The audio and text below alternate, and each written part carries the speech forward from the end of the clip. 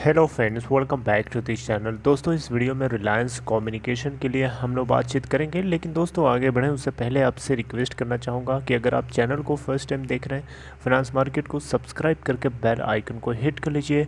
और demat account के लिए अगर आप इंटरेस्टेड हैं, अगर आप नए हैं स्टॉक मार्केट के लिए, तो डिस्क्रिप्शन बॉक्स में एक लिंक ड्रॉप किया गया है अप स्टॉक में अकाउंट ओपन कराने के लिए।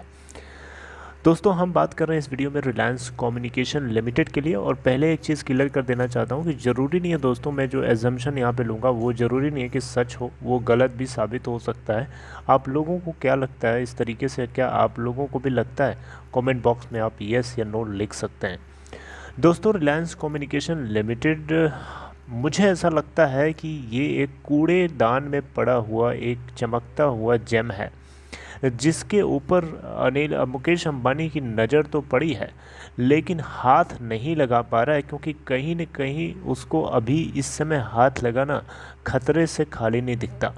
क्योंकि देखिए, अभी हाथ लगाने का कोई लॉजिक नहीं है, उसके लिए कोई सेंस नहीं है, क्योंकि अभी क्या है कि कोई मौका नहीं है इनके पास। क्योंकि अब अगर हाथ लगाते हैं तो उनको बहुत सारा कुछ चुकाना पड़ेगा, लेने के देने पड़ सकते हैं।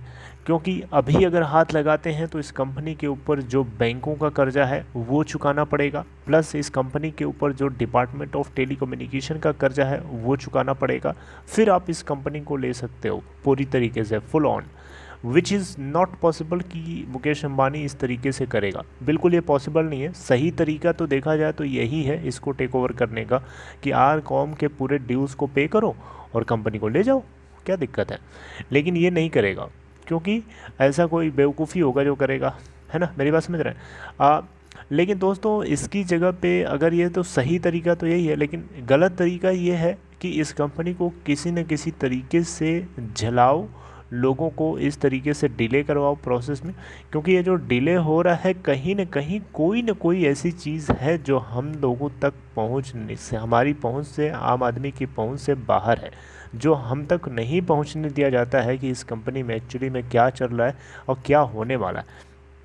आईबीसी प्रोसेस इसके ऊपर भी है। आईबीसी प्रोसेस से कंपनी गुजर रही है, लेकिन अभी भी इसका कोई भी कंक्लूजन नहीं निकल पाया है। ये बहुत ही चिंता का विषय है, चिंता की बात है। क्योंकि आईबीसी के अंदर इतना टाइम फ्रेम नहीं होता है किसी कंपनी को लेकर के चलने का, राइट। अगर ऐसे चलने लगे तो फिर आईबीसी किसी काम का नहीं है। मेरी बात समझ रहे हैं? तो अब देखिए, यहाँ पे आर कॉम को लेकर के मुकेश अंबानी क्या अंदर ही अंदर सोचता है, उस चीज़ को हम लोगों तक क्लियर नहीं पता चल पाता है।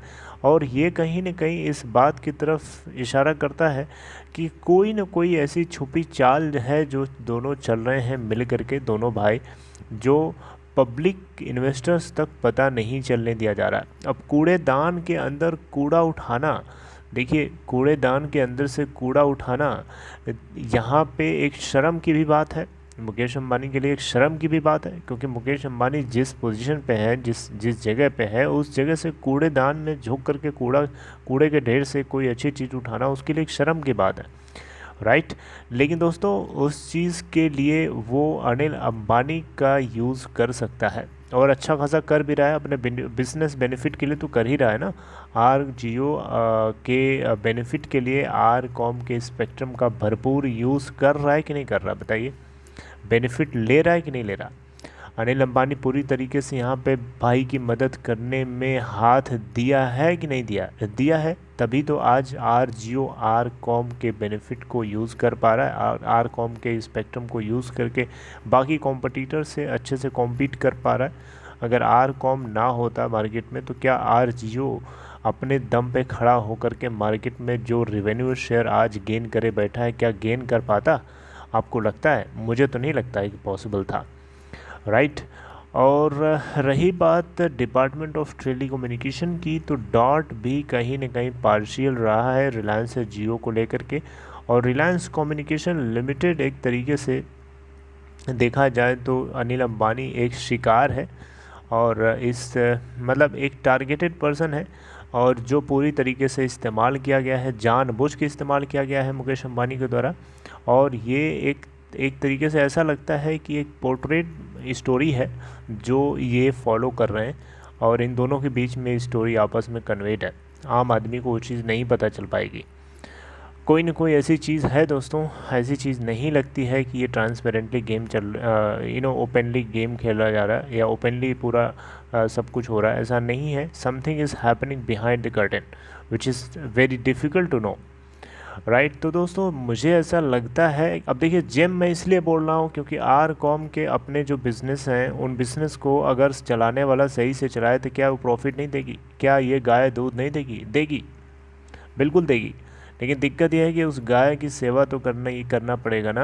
अगर आप सेवा नहीं करेंगे तो गाय कहाँ से दूध देगी? गाय को खिलाना पड़ेगा आपको, उसकी सेवा करनी पड़ेगी, उसकी टेक केयर करना पड़ेगा, तभी वो चीज़ देगी ना। अब अभी क्या है, आर कॉम को लेकर के बहुत सारी दिक्कतें हैं, बहुत सारे हर्डल्स हैं।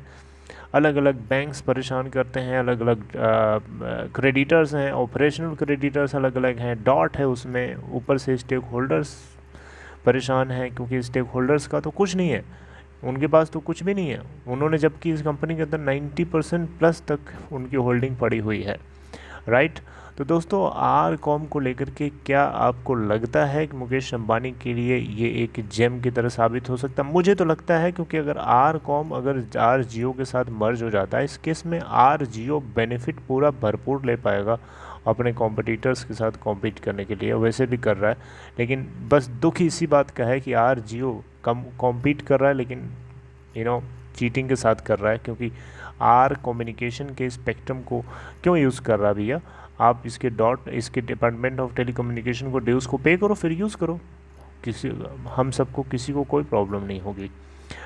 जो आम इन्वेस्टर्स हैं, आम स्टेक होल्डर्स हैं, उनको कोई दिक्कत नहीं है। लेकिन दिक्कत यही है कि आप उनके बेनिफिट को आप भूल जा रहे हो, अपने बेनिफिट को पा रहे हो, अपना अपना फ़ायदा निकाल रहे हो, और बाकी stakeholders they are getting nothing.